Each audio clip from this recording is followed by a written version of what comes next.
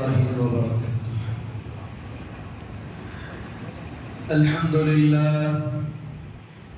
لله نحمده ونستعينه ونستغفره ونؤمن به ونتوكل عليه ونعوذ بالله من شرور أنفسنا ومن سيئات أعمالنا. من يهده الله فلا مضل له ومن يضلله فلا هادي له. ونشهد أن لا إله إلا الله وحده لا شريك له ونشهد أن سيدنا وسندنا ونبينا وكريمنا ومولانا محمد وبارك وسلم. أما بعد فأعوذ بالله من الشيطان الرجيم. بسم الله الرحمن الرحيم. وما أبرئ نفسي إن النفس لأمارة بالسوء إلا ما رحم ربي إن ربي لغفور رحيم. صدق الله العلي العظيم. وقال النبي صلى الله عليه وسلم إنما الأعمال بالنيات أو كما قال النبي صلى الله عليه وسلم. قال رب اشرح لي صدري ويسر لي أمري واحلل عقدة من لساني يفقه قولي. اللهم صل على محمد في أول كلامنا. اللهم صل على محمد في أوسط كلامنا. اللهم صل على محمد في آخر كلامنا. برادران قوم و ملت، عزیز بزرگوں اور نوجوانوں و بزرگوں، جیسا کہ آپ حضرات کو حضرت سیدنا یوسف علیہ نبی علیہ السلام کی واقعے کی تشریح چل رہی تھی اور واقعہ بیان کیا جا رہا تھا. جیسے ہی حضرت یوسف علیہ السلام کا وہ قصہ پیش آیا کہ ساتوں دروازے کھلے اور جیسے ہی سامنے آئے تو بچے نے گواہی دی. وہاں تک واقعہ آپ نے سنا. پھر اس کے بعد حضرت یوسف علیہ نبی علیہ السلام کو زندان کے اندر قید کر دیا گیا. زندان کہتے ہیں جیل کو. جیل میں قید کر دیا گیا اور مصر کے بادشاہ نے کہا اگر آپ کو قید نہیں کیا جائے گا لوگ ہمیں تو سچا ہی سمجھیں گے اور لوگ آپ کے اوپر تہمتیں باندھیں گے. حضرت یوسف علیہ نبی علیہ السلام زندان کے اندر تھے، جیل کے اندر تھے، قید تھے. وہاں پر بھی بڑی تکلیفوں کا سامنا کرنا پڑا. کھانے کو کھانا نہیں تھا، پینے کو پانی نہیں تھا. جیل کی زندگی تو ہر کسی کو معلوم ہے. اب کے دور میں ایسا ہے تو پچھلے دور میں جیل کی زندگی کیسی گزری ہوگی. تو ہر طرف سے ظلم کا دور چل رہا تھا. یہاں پر عیسائیوں کا اور یہودیوں کا غلبہ بڑھتا ہی چلا جا رہا تھا. حضرت سیدنا یوسف علیہ السلام کہ پوری زندگی لوگوں کے ساتھ محبت سے ہی بات کرتے تھے. مار کے بدلے مار نہیں، سب کے ساتھ عاجزی اور انکساری کا معاملہ ہوتا تھا. حضرت یوسف علیہ السلام کے پاس 2 قیدی آئے اور تعبیر پوچھنے لگے میں نے خواب کے اندر دیکھا ہے کہ میرے سر پر ایک ٹوکری رکھی گئی ہے روٹیوں کی اور اس میں سے کوے روٹی نوچ کر کھا رہے ہیں. ایک آیا اور اس نے کہا کہ میں نے خواب کے اندر شراب دے گا فلاں فلاں. تو حضرت یوسف علیہ السلام نے کہا کہ آپ مکمل طور پر صحیح بتا رہے ہو. آج لوگوں کا معاملہ ایسا ہے، خواب دیکھتے تو ہیں لیکن خواب بتاتے ہو خواب کا علم نہیں ہوتا. خواب کیا ہوتا ہے، خواب کیسے بتانا چاہیے. خواب 2 طریقے کے ہوتے ہیں. ایک خواب ہے جیسے انسان سوئے اسے خواب پڑتا ہے، اور دوسرا خواب وہ ہے جب انسان سوتا ہے، جو چیز سوچ کر سوتا ہے اسی طریقے خواب اسے پڑتا ہے. 2 خواب. ایک وہ خواب جو سوتے ہی پڑ جائے وہ یقیناً سچا خواب ہے. اور خواب کے بھی چند وقت اللہ نے متعین کیے گئے ہیں. فجر سے پہلے کا جو رات کے خواب ہوتے ہیں وہ سچے کہا جاتا ہے، ان کی تعبیرات بھی بتائی جاتی ہیں. اور فجر کے بعد کا جو خواب ہوتا ہے جو جسے دن کا خواب کہتے ہیں، تعبیرات تو کہتے ہیں مفسرین اور فقہا، لیکن اس کے اندر کوئی بات پختگی کی نظر نہیں آتی. رات کا خواب اصل خواب ہے. حضرت یوسف علیہ السلام کو جب پہلے نے شراب کے بارے میں کہا کہ ایسا ایسا ہے کہ اس کو کہا کہ تم جاؤ گے، اب قید کے اندر ہو، تم جاؤ گے اور جانے کے بعد تم بادشاہ کے رکھوالے بنو گے۔ کیا بنو گے؟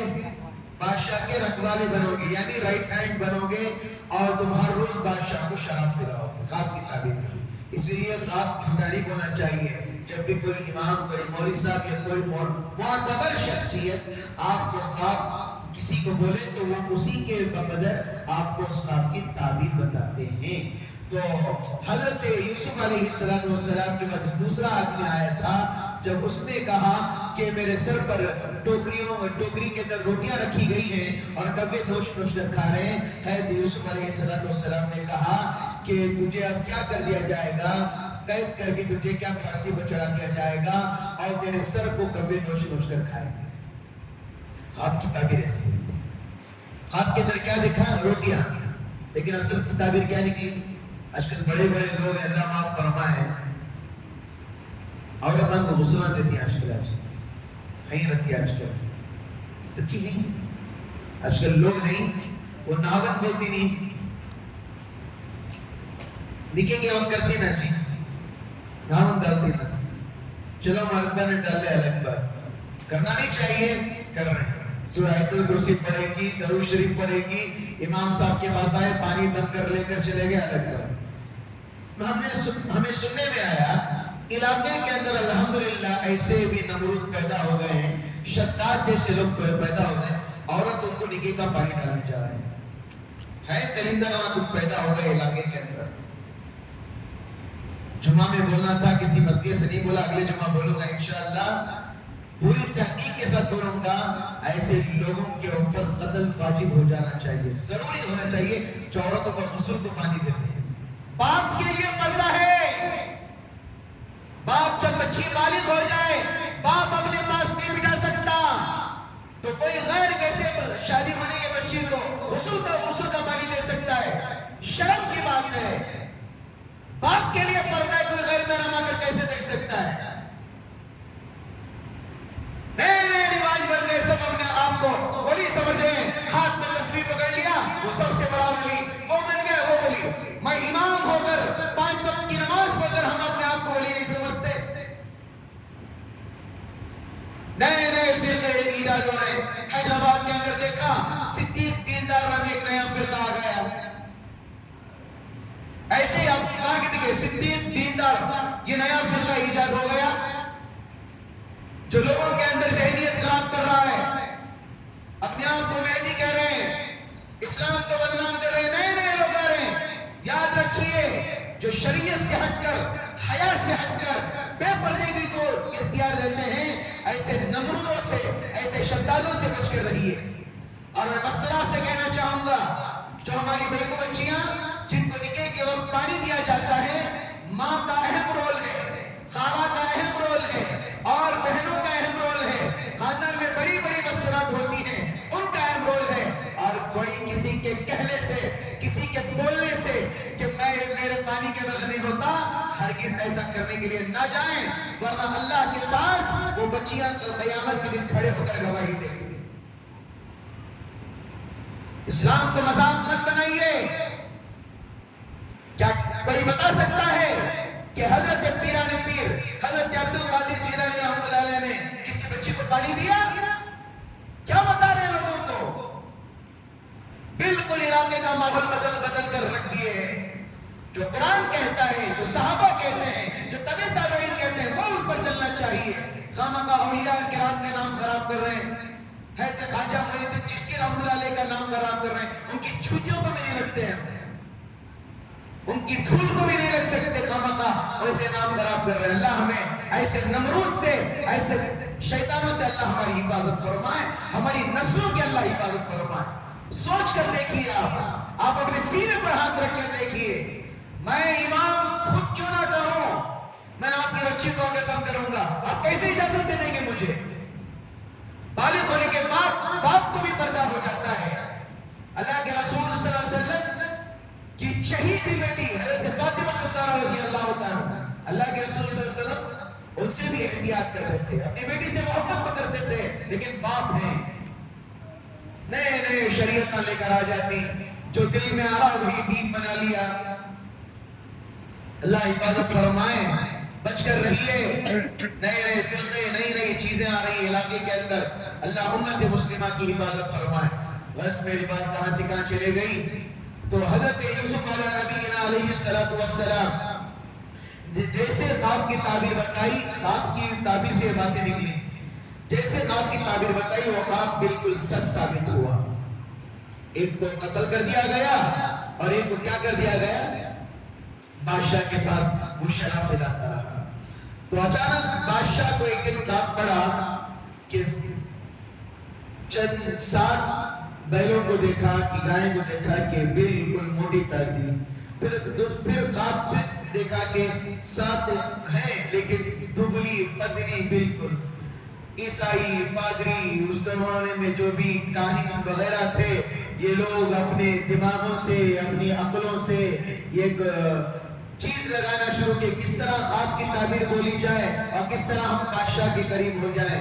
بادشاہ کے پاس نئی نئی تعبیرات آنا شروع ہوئی اور بادشاہ کو اس پر اطمینان نہیں ہوا، تو فوراً اس آدمی کو یاد آیا کہ حضرت یوسف علیہ السلام نے کہا تھا کہ جیسے ہی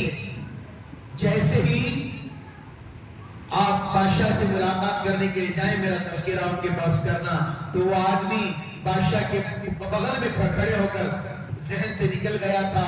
جب اسے یاد آیا تو فوراً حضرت یوسف علیہ السلام کے پاس گئے اور کہا کہ آپ کی تعبیر بتائیے۔ جیسے آپ کی تعبیر پوچھا تو بادشاہ نے کہا کہ ان کو رہا کر کے لے کر آؤ۔ جیسے رہا کرنے کے لیے گئے، حضرت یوسف علیہ السلام نے کہا کہ میں اس وقت تک رہا ہو کر نہیں آؤں گا جب تک کہ میری تہمت کو لوگوں کے سامنے یہ نہ کر دے کہ جو میرے پر تہمت لگائی ہوئی ہے وہ بالکل غلط ہے۔ تہمت لگائی تھی نہیں، جس وجہ سے جیل گئے تھے، جھوٹی تہمت۔ تو بادشاہ نے کسی طرح لوگوں میں بتایا اور حضرت یوسف علیہ السلام آئے اور انہوں نے خواب کی تعبیرات بتائی۔ بادشاہ کا دل خوش ہوا۔ یہودی اور عیسائی پادری اور کاہن لوگ نئی چیزیں کرتے رہے، لیکن حضرت یوسف علیہ السلام کو اپنے اللہ پر یقین تھا، توکل تھا، بھروسہ تھا، اللہ پر کامل یقین تھا۔ حضرت یوسف علیہ السلام واقعہ آج ختم کرنا ہے، مجھے مختصراً کر کے بتا رہا ہوں۔ حضرت یوسف علیہ السلام ایک وقت آیا کہ حضرت یوسف علیہ السلام کو بادشاہ بنا دیا۔ ملک مصر کے بادشاہ نے کیا کہا؟ اس نے کہا کہ میں ایک اللہ کی حیثیت پرستش کرتا ہوں، ان بتوں کو جو میرے پاس ہیں ان کو اٹھا کر پھینکو۔ نبی ہے، نبی کیا بن کر گئے محل میں؟ ایک غلام بن کر گئے۔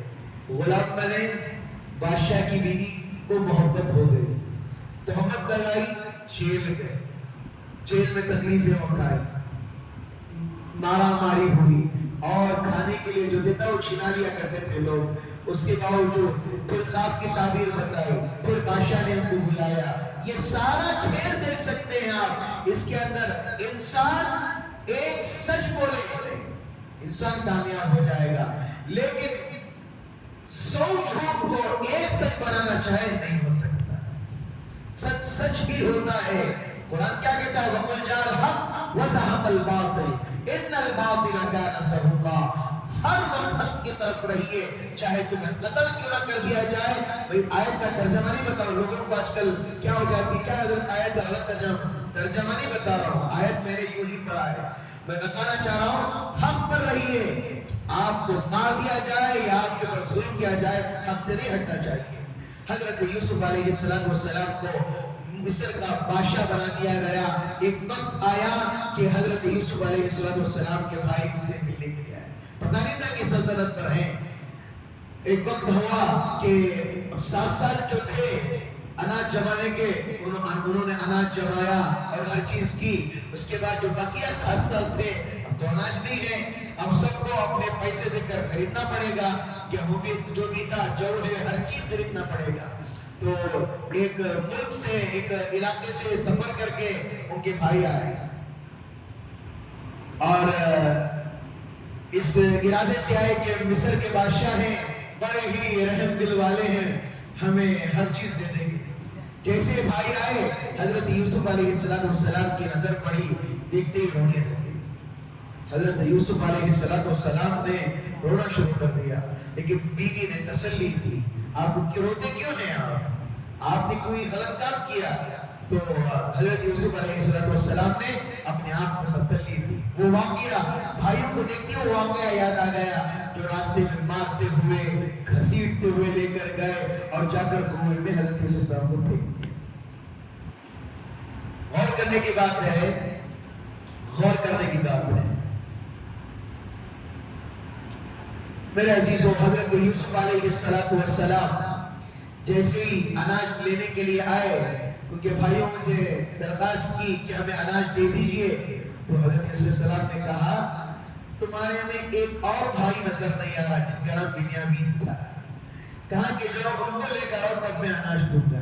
بنیامین بھی حضرت یوسف السلام کے ہم عمر تھے یا ان سے کچھ چھوٹے تھے، تو کہا کہ ان کو لے کر آؤ تبھی اناج دوں گا۔ بھائیوں نے کہا کہ عجیب ماجرا ہے کہ کیا اناج مانگنے کے لیے آئے؟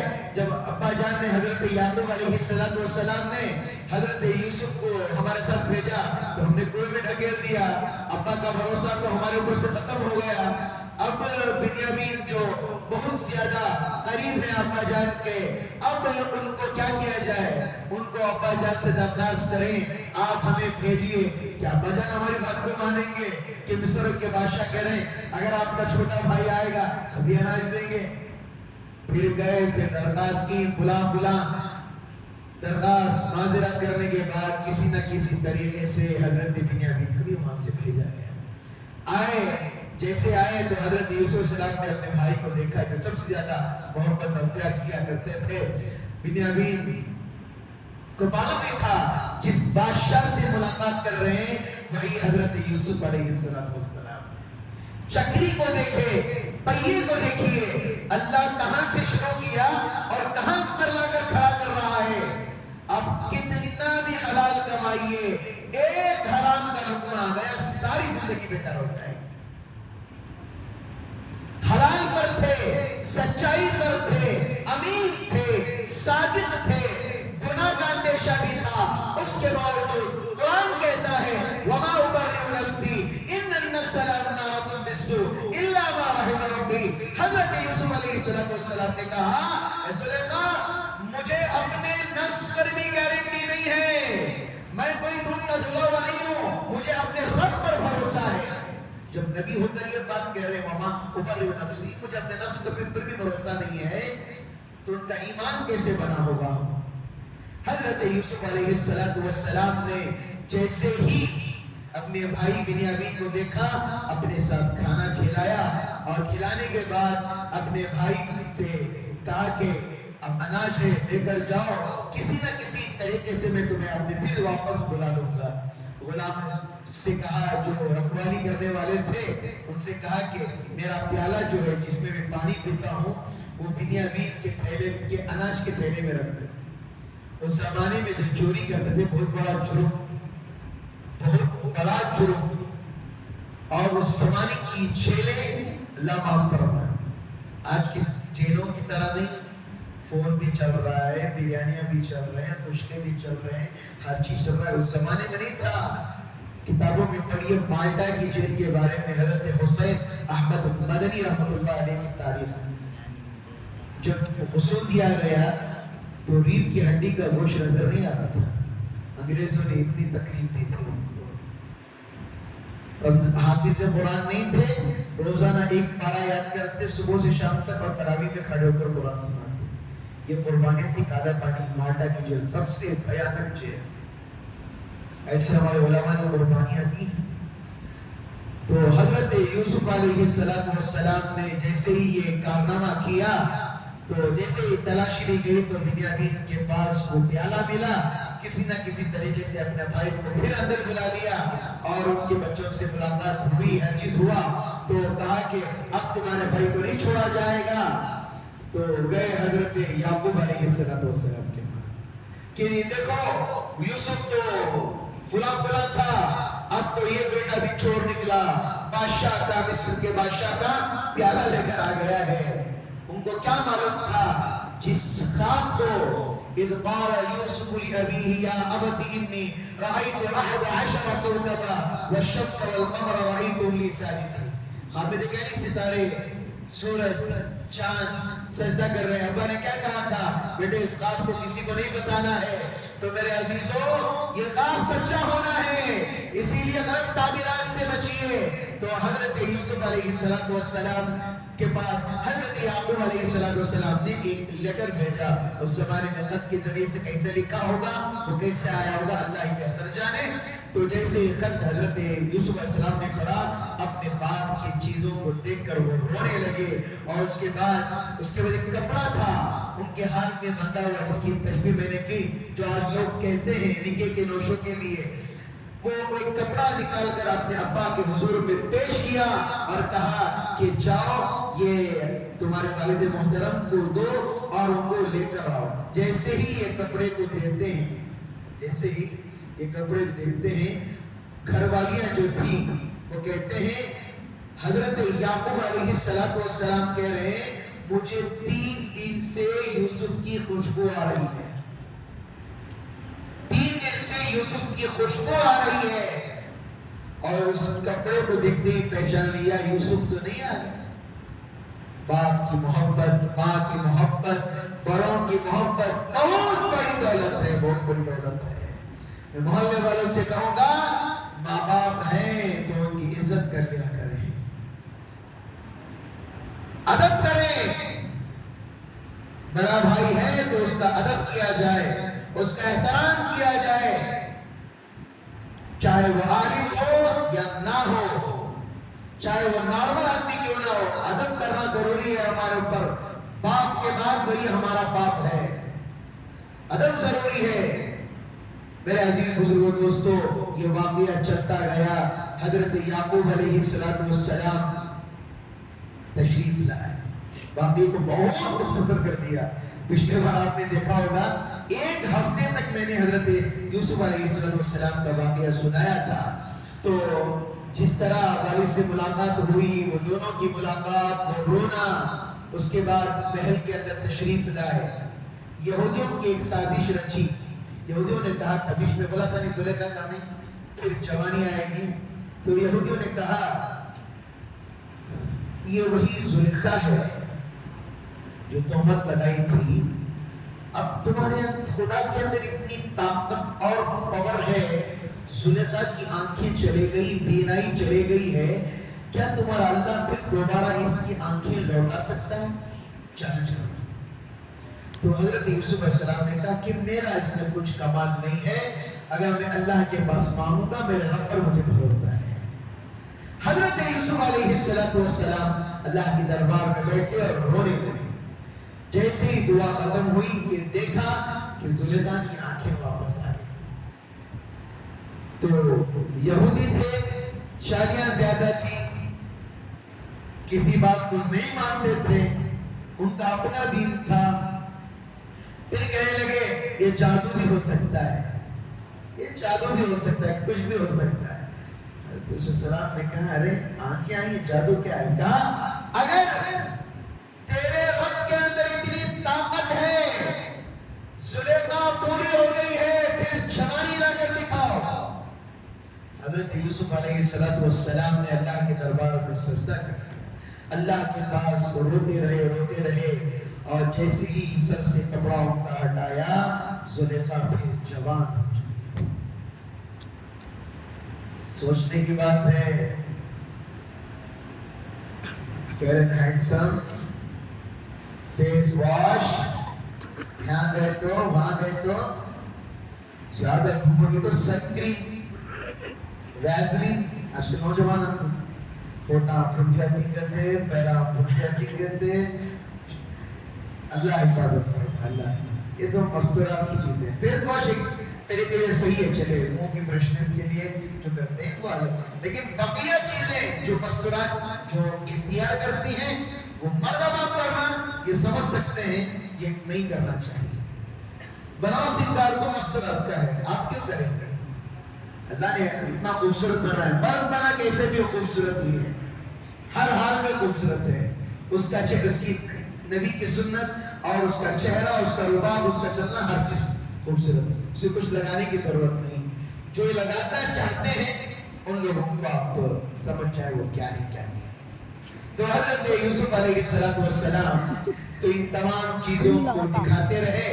اس کے بعد حضرت یعقوب علیہ السلام نے کہا کہ بیٹا وہ خواب کی تعبیر کو سچ کرنے کا وقت آ گیا ہے. جب ستاروں نے اور سورج نے ایک چاند نے سجدہ کیا تھا، وہی بھائی ہے، میں اور میری بیوی ہے، آج تمہیں سجدہ کریں گے. اس کے بعد حضرت یوسف السلام کی سلطنت چلی. اس کے بعد دین کا غلبہ ہوا. میرے عزیزوں، اس واقعے سے ایک سبق ملا. انسان کے اوپر کتنی بھی مصیبتیں کیوں نہ آ جائے، اللہ پر سے ہمارا یقین نہیں ہٹنا چاہیے. یہ بہت اہم بات ہے. ہمارے اوپر تکلیفیں آ جائیں، پریشانی آ جائیں، قرضداری آ جائے، تکالیفیں آ جائیں، کتنے بھی حالات ہمارے اوپر آ جائیں، اللہ پر سے ہمارا یقین نہیں ہٹنا. تھوڑی چیزوں کے لیے ہم ڈگمگا جاتے ہیں، کیا ہوتا کیا ہے. اللہ پر یقین رکھو، اللہ ہمارے مسائل کو حل کرنے والے. لوگوں کے ہاتھ میں کچھ نہیں ہے جی، لوگوں کے ہاتھ میں کچھ نہیں ہے. لوگ چاہے تو عزت نکالتی، لوگ چاہے وَتُعِزُّ مَن تَشَاءُ وَتُذِلُّ مَن تَشَاءُ. عزت کا مالک بھی اللہ، ذلت کا مالک بھی اللہ. پریشانیاں کیوں بھی کتنا آ جائے، لوگ چند چیزوں کے لیے پریشان ہوتے ہیں. کاروبار نہیں آیا تھا، پریشان ہو گئے، اب کیا ہوتا ہے. اللہ پر بھروسہ رکھو. اللہ وہ ہے جو بغیر مانگے، بغیر چیز طلب کیے کہ اللہ اپنے گھروں تک، اللہ تمہارے گھروں تک روزی پہنچائے. اللہ رب العزت سے میں یہی دعا کرتا ہوں، اللہ تعالیٰ میں ان کئی ہوئی باتوں پر اللہ عمل کی توفیق عطا فرمائے. جیسے میں نے بیچ میں کہا، ہمارے علاقے کے اندر نئی چیز شروع ہو رہی ہے. میں ہمارے علاقے کے بڑوں سے کہوں گا، ہمارے مساجد کے ذمہ داروں سے کہوں گا، سب سے کہوں گا کہ اس مہلک بیماری کو محلے سے ختم کریں. کوئی بیماری سمجھ میں آ رہی ہے، عورتوں کو پانی ڈالا جا رہا ہے نکے کا، مرد بنے آتے ہیں. اس بیماری کو ختم کرنے کی کوشش کریں. اللہ کے لیے عورت کی آواز بھی پردہ ہے. آپ نے نہیں سنا جہاں پر اجتماع ہوتے ہیں غوشہ غوشہ بول کر کیوں جاتے ہیں؟ عورت کی آواز بھی پردہ ہے، عورت کے چلنے کا انداز بھی پردہ ہے، عورت کی ہر چیز پردہ ہے. تو ہم لوگ کیسے یہ ساری چیزیں کرتے ہیں؟ اللہ میری اور تمام امت مسلمہ کی حفاظت فرمائے. نوجوانوں، اللہ کے واسطے یوٹیوب کے اندر صحیح علماء کا بیان سنو. حیدرآباد کے اندر آج صبح ہی سنا ہے، صدیق دیندار نامی ایک نیا فرقہ آ گیا ہے. نیا فرقہ جو حیدرآباد کے اندر تیزی کے ساتھ پھیل رہا. علماء محنت کر رہے ہیں اور جمعیت بھی اچھی محنت کر رہی ہے اسے ختم کرنے کی. نئے نئے فرقے ایجاد ہو رہے ہیں. اللہ ہمیں ہماری حفاظت فرمائے. اسی لیے اپنے دین کی حفاظت کرنا ہے، اپنے مسائل کی حفاظت کرنا ہے اور اپنے آپ کی حفاظت کرنا ہے. تو مسجدوں کے اماموں سے اپنا رابطہ قائم رکھیں. اللہ ہماری ان کہی ہوئی باتوں پر اللہ ہمیں عمل کی توفیق عطا فرمائے.